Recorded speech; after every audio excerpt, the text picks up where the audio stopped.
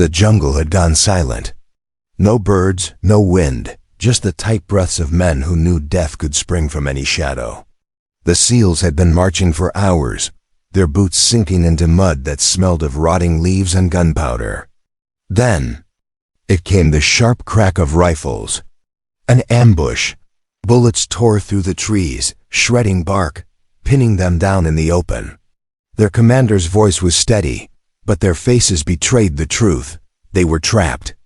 With shaking hands, one SEAL yanked the flare from his vest, fired it into the canopy, and the red smoke curled like a desperate prayer. Before I tell you what happened next, tell me in the comments where you're watching from. I love knowing who's listening. The flare burned against the sky. For the men below, it wasn't just light, it was surrender and hope tangled together. The signal meant they were outnumbered, outgunned, and seconds away from annihilation. Some bit their lips until they bled, some whispered quiet prayers. And then, through the chaos, came a sound so precise it sliced through the noise. A single shot. The nearest enemy gunman spun backward, lifeless before he hit the ground. The SEALs froze, stunned. Another shot followed, and another, each one surgical, timed between bursts of enemy fire. The hidden shooter didn't waste a bullet. He didn't miss. Within seconds, 5 men had fallen. Silence returned, broken only by the rustle of frightened enemies melting back into the brush. The SEALs knew they'd been saved, but by whom? In the tree line, a lone figure adjusted the bolt of his rifle, eyes narrowed against the haze of powder. He wasn't wearing their uniform. His face was streaked with mud and sweat, his hands steady as stone. He hadn't fired for recognition. He'd fired because he couldn't watch good men die in vain. And yet, even he felt the tremor in his chest.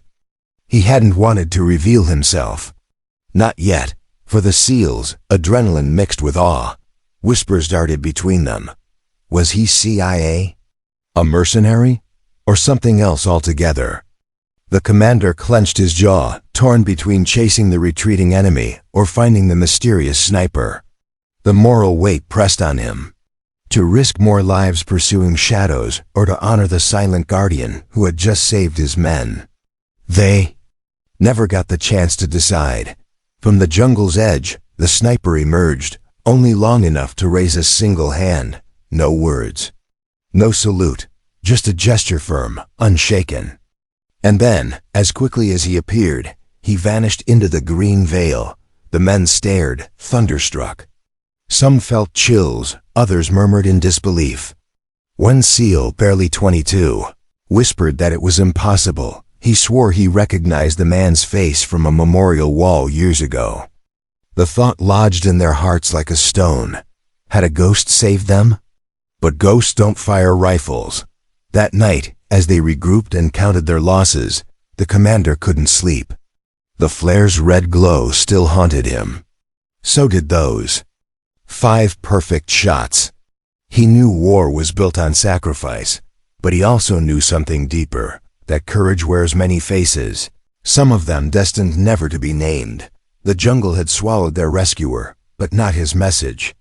Every man who walked away from that ambush carried it like a mark on his soul, that in the darkest hour, when surrender feels closer than survival, there are still those who choose to stand between death and the defenseless. Because courage doesn't seek applause, it seeks justice. And just as the flare had torn open the sky, so too had a single hidden sniper torn open their understanding of hope. So when you look back on the moments that nearly broke you, remember this. Sometimes salvation comes not with fanfare, but with silence and the steady aim of someone who refuses to let you fall, because courage never hides forever. It waits. And when the time is right, it takes the shot. If this story moved you, share your thoughts below and subscribe for more stories like this, because in every shadow, there's a lesson waiting to be told, and I'd love for you to be here when we uncover the next one.